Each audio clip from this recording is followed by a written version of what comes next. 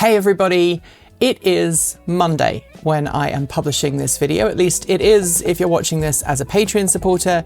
If you're someone who watches it on main YouTube channel release, well, this is probably going live on a Tuesday, unless I decide to release it a day early, which I may very well do.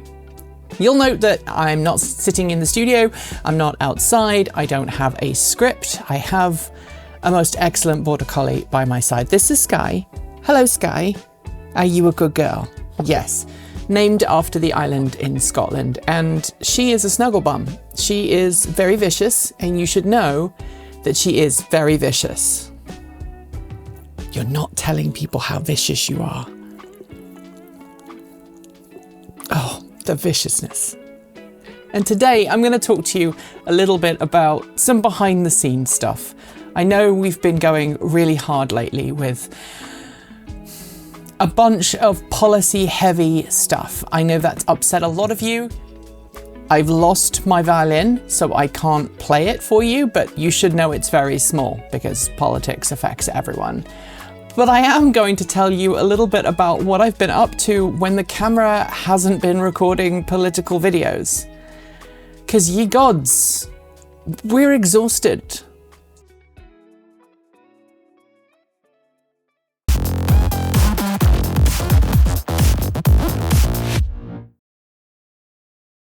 Between the intro music and now, Vi, our camera person, went, "Do you want me to go and find your violin for you?" I was like, no, it's a joke, firstly. Secondly, I don't have a violin. I have guitars. That is as close as I get to non-hit string instruments. Obviously, I have a piano. I did date a string of cellists, but me and bowed stringed instruments do not get on well. I have thought about making a hurdy-gurdy. Maybe that should be added to my list of projects in the future. And that brings me very nicely to this project. I know some of you have been asking about it. These are my vent dragons. It is a piece of art. I will link to the original artist. I got the original art piece for my birthday a number of years ago. And it originally had this little battery powered light controller in it, and you had a remote control that allowed you to control the dragon's eyes using preset patterns. However, that little box died about a year after we got it, and the battery leaked all over the electronic circuitry, which battery acid and integrated circuits don't go very well. And so I decided to modify it myself. It is 95% finished. It's currently being powered off USB-C because it's on my desk, but it does also have an Ethernet port that I plug in to a power over Ethernet socket. And hopefully in a week or so after this is run, and I'm happy that it's running properly, I'm going to put it on the wall where it originally sat, and then it will be powered over my home automation system, which you can see behind. I've been talking about it on social media, not directly on this channel per se. I did mention it at the very beginning of the year when I was talking about all of my side projects, but it is now pretty much complete. So I've had to 3D print the cover for the electronics, which is just a little ESP32 with a PoE, by Sky, with a PoE injector in there. And then each of these dragons, this one is Tiamat and this one is Aspu. Go look up your creation myths if you're interested. And then along the bottom, we've got a 3D printed cover that creates the impression of a fire. So it looks like the dragons have set the vent alight and are, you know, there's flames flickering, and I can control the color of the lights and the color of the fire. I replaced the original lights, which were also burnt out, with little RGB addressable LEDs. So, and it's running WLED, if that's something that excites you. But that's really not what I'm going to talk to you about today. I'm also going to talk about some mods that I've made to my Home Assistant setup, which I'll come to in a bit. But I wanted to explain something, and that is that we are now most definitely among the group of creators on YouTube that are not being promoted. And I keep having to remind you of this because pretty much every video we make now, someone comes in and goes, "You're not making videos anymore," or "Oh, you're back. Yay. You have not been making videos." And, you know, when I didn't see your videos in the timeline, I was like, "Oh no." And then you popped back up. What's going on? We have been making videos consistently, week in, week out now for 15 years. I think we've probably missed maybe a dozen slots in our schedule during that time. We had some time off in 2015 of about a month and a half when I moved from the UK to the US. That was kind of essential. And then we've had a couple of weeks off due to illness. I had some surgery when I had my implanted heart monitor put in. I've had some surgery when I've had to go to hospital for other things, and I've had some time off then. And of course, you've had COVID. When I had my truck accident, I took some time off. But for the most part, I've been around. So has the rest of the team. And while we are all juggling loads of things in 2026, because 2026 is like that for everyone, I want to remind you all that if you want to support the channel and you want to see us continuing to make content, you cannot rely on YouTube to tell you when we dropped a new video. You need to subscribe to us a number of different ways. You can go to Mastodon. You can follow us on Mastodon. There is a way, if you have Blue Sky, there is a way that allows you to follow Mastodon accounts from Blue Sky. Just if you don't want to use Mastodon, you can do it that way. We do have a Blue Sky account, but we find it, you know, a little frustrating to use. We've had some harassment on there in the past. So we do have a Blue Sky, but we're not as active on there as we are on Mastodon. You can also go to PeerTube and watch all of our videos going back like 4 or 5 months. You can watch the last 4 or 5 months worth of videos on PeerTube for free, no adverts, no nothing. It will be 1080p. And those videos unfortunately do disappear after about 4 or 5 months because we have a 50 gigabyte limit on our PeerTube account. So we can't upload more than 50 gigabytes worth of videos. So we have to delete the older ones when we bring new ones in. But you can go and watch our content on PeerTube. It publishes almost exactly the same time as it does on YouTube. I go to YouTube, I hit publish. I go to PeerTube and I hit publish. So YouTube gets published maybe 30 seconds before PeerTube, most of the time. So you can watch us there if you don't want to use YouTube. And a lot of people I've noted in the comments are going, "Oh, well, I'm not using YouTube anymore because, you know, I don't want to pay the ads. I don't want to have ads. I don't want Google to track me." And I totally get that. But I would ask, if you are someone who's watching our content for free, you consider lifting the channel up in other ways. And that can be financial, or that can be through sharing our content and engaging with us on social media. I have heard from many queer people, trans people, people who tend to have more left-leaning outlooks on life. We are all getting hammered on YouTube right now. There's been some big high-profile channels recently that have complained about it. Videos are not showing up in search results. They're not showing up in subscription feeds. But the Too Long Didn't Read is, even if you are subscribed to a channel on YouTube, it doesn't necessarily mean that you will see a video from that channel.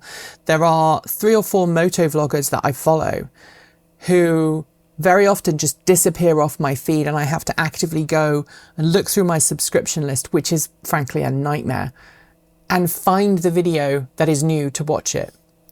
It is just the way that YouTube is running these days.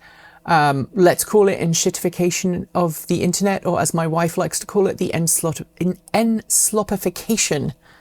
She used that phrase to me the other day and she said, "Do you like it?" I'm like, "Yeah, I do." It's kind of a slightly more polite way of saying enshittification of the internet. So you can support us one of those ways. April, May and June into July are some of the toughest times for this channel. We have a triple pay month, which is May. And we also have some big bills coming in. But we also have the lowest amount of support from Patreon and YouTube and other places. And so if you are considering taking out a yearly membership to Patreon, This is the month to do it. Do it in May, do it in April, May or June, because that makes the biggest impact to us. The majority of people who have taken out yearly subscriptions to us on Patreon do it August, September, October, November, which coincides really nicely with when we've done membership drives in the past. We're going to be doing another one in August, don't worry.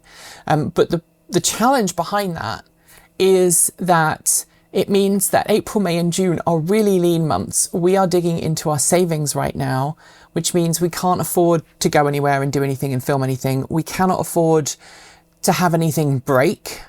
And if anything major happens, we're boned. So if you'd like to help us pad that, please let us know. There is some good news on the horizon, and that is a sponsor we're currently working with. We have got a really good relationship with that sponsor, and we have an invoice that we are going to be raising with them, which will be payable at the end of July and beginning of August, and that will refill our savings account and put us back on an even keel. So that's really good. But again, I'm not telling you this because I want you to feel sorry for us. I'm telling you this to be completely open and honest and frank, which is where we are with this video. Because a couple of months ago, I was like, hey, we're going to be doing more sponsored content. We're going to be talking to more companies, and we're going to be reaching out to companies and asking them if they want to work with us. And I want you to know that behind the scenes, I have been, between writing up the scripts for those political videos, I've been working really hard to try and nab new sponsors. And for the most part, I've been hitting brick walls. Now, I've had some positives, right? One company, I'm not going to name them right now, but they are related to home automation. No, not Nabu Casa, but it is a company that offers a smart home product. And I reached out to them and I said, hey, would you like to work with us on a sponsorship? They were like, we don't have any slots right now, but let me send you the free product for you to test.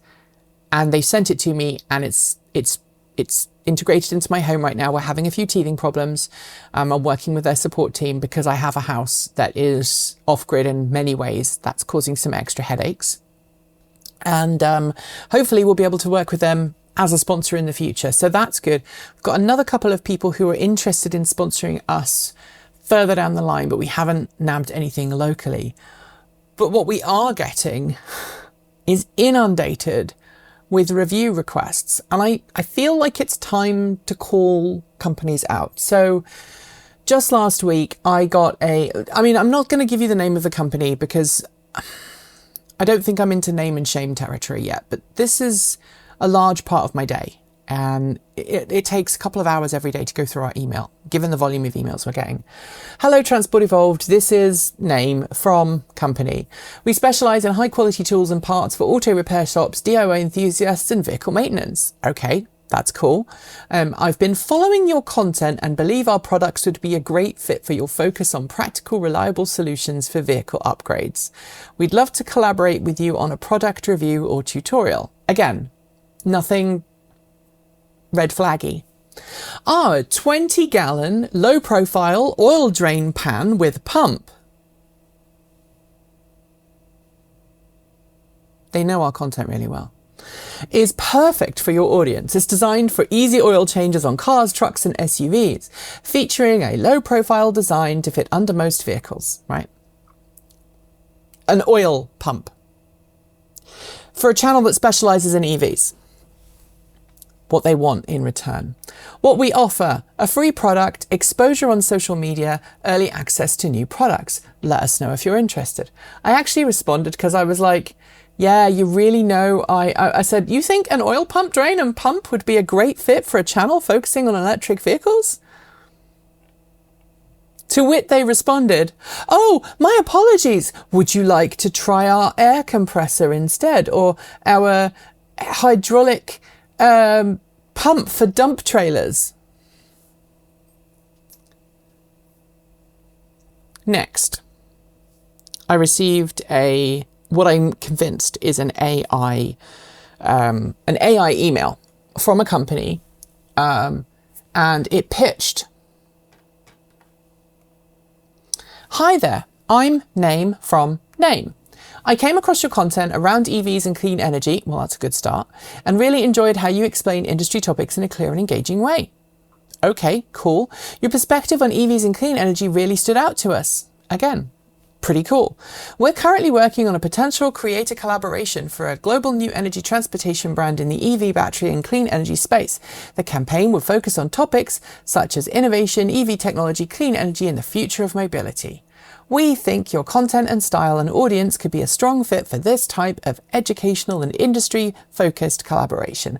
Could you please share your all-in rate for your YouTube integration, including content and posting? Let us know your turnaround time. To which I responded, hey, thanks for reaching out. It's good to hear from you. Kind of need to know some more information before I commit. Like, can you tell me what else you're doing? And my response was thanks for reaching out. I appreciate your time. Before we do anything further, I need to get some more information. Transport Evolved is an independent funded channel with no advertorial sponsorships in the industry we cover, so any commercial relationship would need to be cleanly disclosed and editorially separated from our regular content. It's something our current editorial policy is particular about. More importantly, who is the brand? I'm not able to have a meaningful conversation about fit rates or timelines without knowing who I'd be working with. A global new energy technology brand could mean a lot of things, and in this space, the details really matter, particularly around manufacturing, provenance, safety record, and claims made about the technology. And then I go on and I talk about our editorial policy, which is we don't accept sponsorships from companies that we cover in the industry. If a company wants to invite us somewhere to cover their new technology, we are open to that, but it's fully disclosed. We say, hey, this company has provided us with accommodation and meals and travel to help us get there so that we can give you the information from the event, you, the audience. And oh, by the way, they don't get any editorial control. Crickets. Another company wants to collaborate with us on an EV charger. We want you to review our charger. How much will you pay? We would like 3 reviews.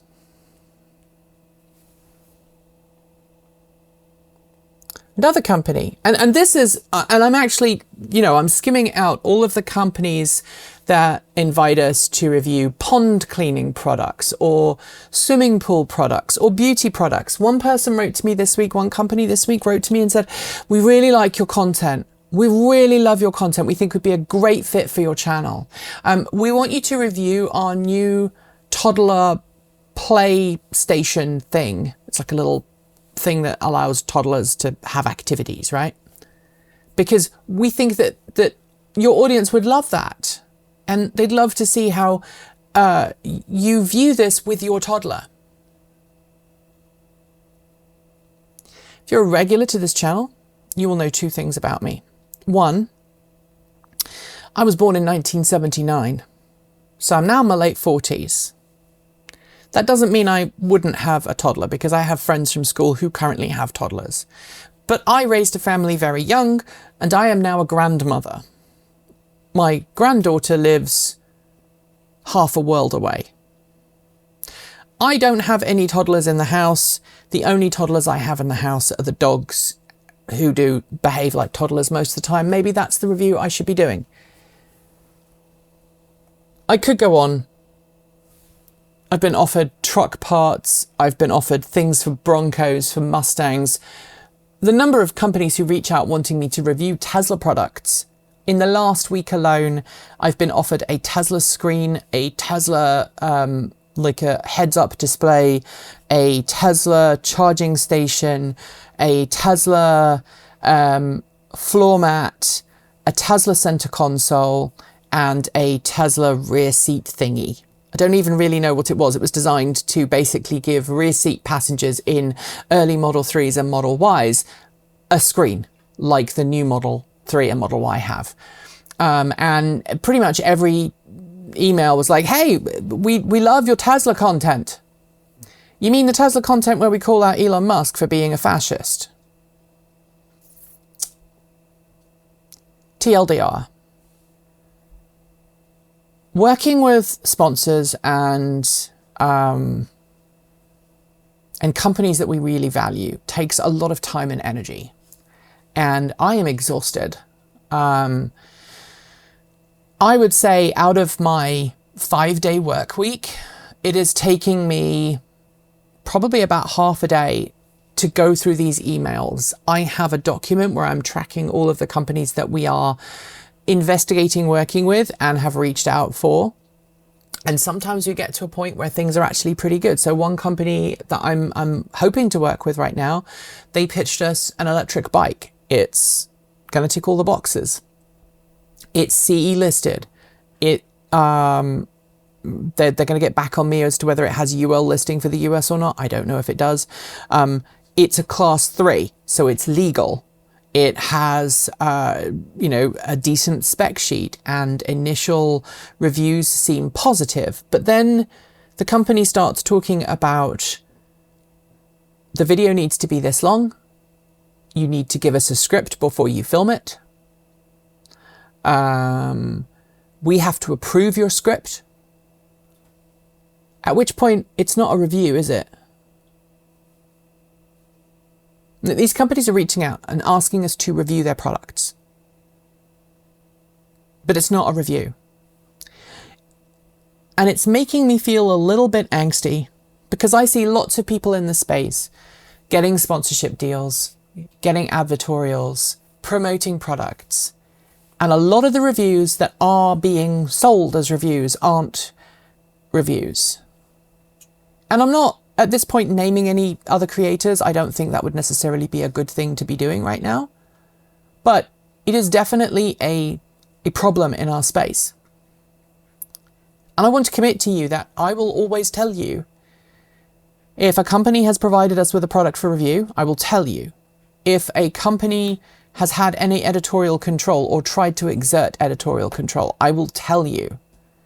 One company I've been trying to chase for literally 6 months now because we want to work with them on products, reached out to me this morning through one of their third-party companies. I need to check that it actually was legitimate, because a lot of the time there are spam companies that try and ride the coattails of successful firms. That's why I'm not naming that company, because I haven't checked the validity of it yet. But in their first email, the video has to be 5 minutes long. You have to say these things. We want to approve the script, and we want you to agree to 3 revisions of the video before it goes live. And oh, we need you to turn it around in a week. YouTube is dead. If this is what the future of YouTube really is, YouTube is dead, and that scares me. It scares me, and it makes me wonder what's next. So if you have any ideas as to what you think we should be doing next, please let me know. Because holy heck, it's very true that the videos that we've been making lately, which I have really enjoyed doing, they're not getting recommended by YouTube, they're getting buried by YouTube. Our like ratio on those videos is between 97.5% and 99.5%, which if you ask anybody in YouTube, is that a good like ratio? They go, holy heck, what did you do? Do it again. Our click-through rates are not really being affected. It's just that our content is not being shared by YouTube. And our ad revenue as a consequence is going down. So, and yeah, Nebula doesn't want to talk to us. It's radio silence from Nebula.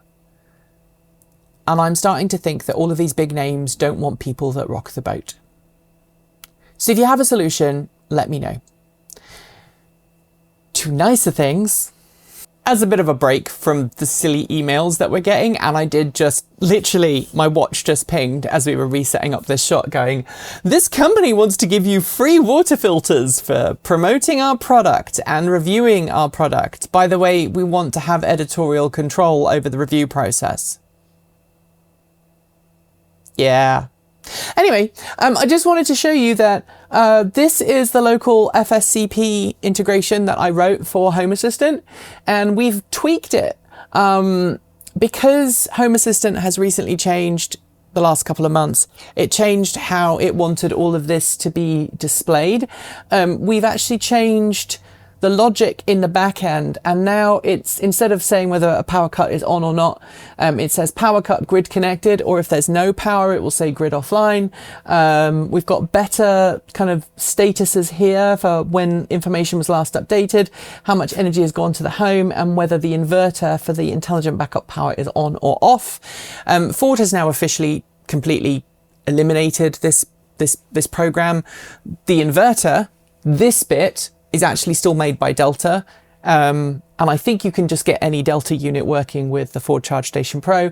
But I am now fully intending to have a go at RS485 control of my home integration system through Home Assistant.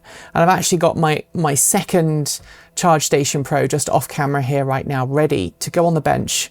Hopefully this weekend, before you watch it, I will have had some time to play after I put my Durgans on the wall. And hopefully that will give you a little bit more of a granular control over what's happened. I've been playing also with my my dashboard in Home Assistant and using some different settings, because I want Home Assistant to look a little more approachable for me. It's great to have this wall of text, but it doesn't really work beyond that. Also an update on the truck. Ortegas is still in the shop. 3 weeks after going in, Ortegas is still in the shop because unfortunately the repair shop has had some issues with people being off sick and family emergencies. Nothing they can control, but all of the parts have come in and the truck is still being repaired, but hopefully it will come back soon. And then I've pretty much made my mind up to go ahead and start the fog lamp modification myself.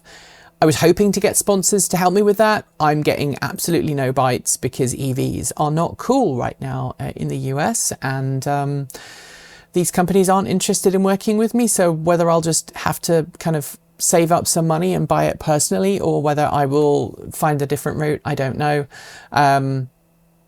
It kind of makes me feel like a giant freaking failure, to be honest, to have so many companies just go, oh yeah, no, EV, ew.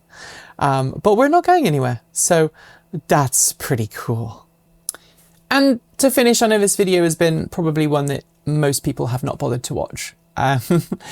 I also want to highlight some very dangerous things that are happening in the US right now. So kind of a thread running through this video is I no longer know what the future of this channel is looking like and how we're going to continue to make money. One way you can help us is to use us for consultation services. We've had a couple of people reach out. We have a new thing on our website right now that you can go to our website and you can sign up for a consultation session. We're now doing consultation. I think we said $250 for an EV consultation. We will talk about your EV requirements. There's a questionnaire that you have to fill out at the start of the process. And if we had like 4 people a month sign up for that, we'd actually be feeling a lot less financial struggles and pressure. And this is particularly important because there are now some new legislative efforts in the US government that could potentially make things a whole lot worse.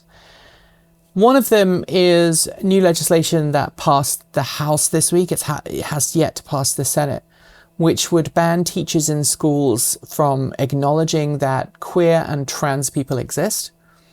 It would include forced outing of trans individuals in the school environment. And it would just generally make things really bad. Also in the US this week, a governor in one of the southern states, I think it was North Carolina actually, may have been South Carolina, so don't quote me on that, passed a bill that allows schools to force kids who are non-cis, i.e. non-binary, trans, or intersex, to have to go outside and use a porta potty. And right now,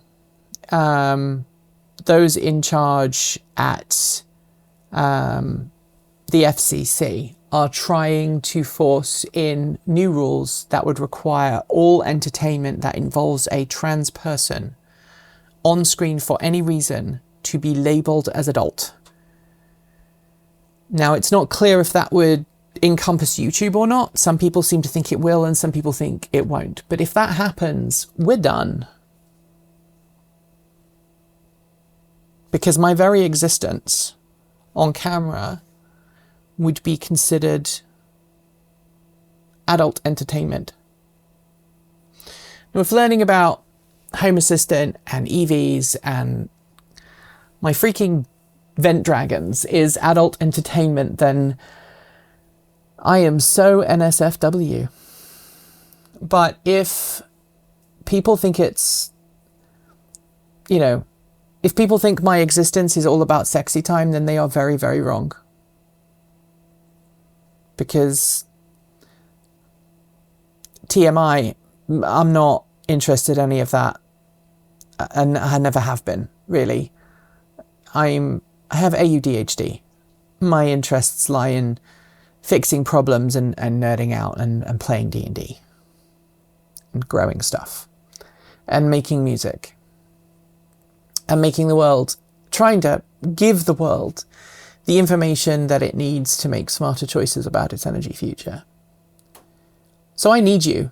Vi needs you, Erin needs you. We are a small team of 3.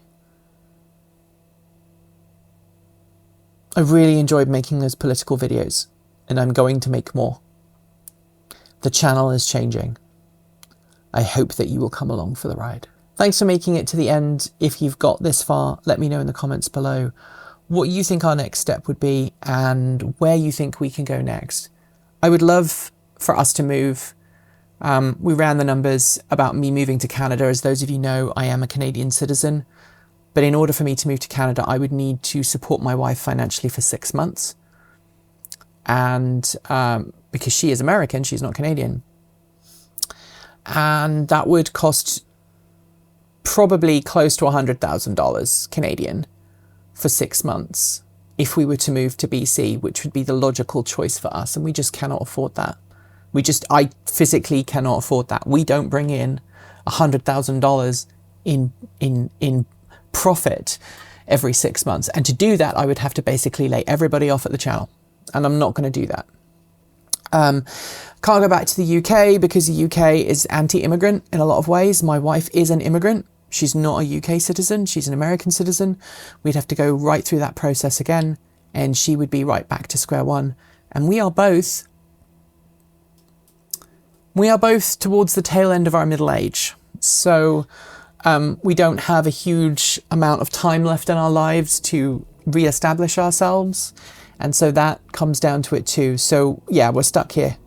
But if you want to help us, join the list of amazing people scrolling by on either side right now. They are the reason we are still here. Without these amazing Patreon supporters, we just wouldn't be able to do what we do. And I don't know what I would be doing. Honestly, I do not know what I would be doing. I would be less tired, but I also don't know what I would be doing. So join us, support us, $1.50 a month. You can also send us donations on Ko-fi. You can also send us an old-fashioned check if you live in the US. And every little really does help. We are as tight as we possibly can be. But unless you want me to start dealing with companies that say that we recently watched a review of Tesla accessories on YouTube and were very impressed. Fucking liar. They are liars. Why would I work with liars? Thanks for being honest. Thanks for making the world a better place. Keep being that positive change. Keep evolving.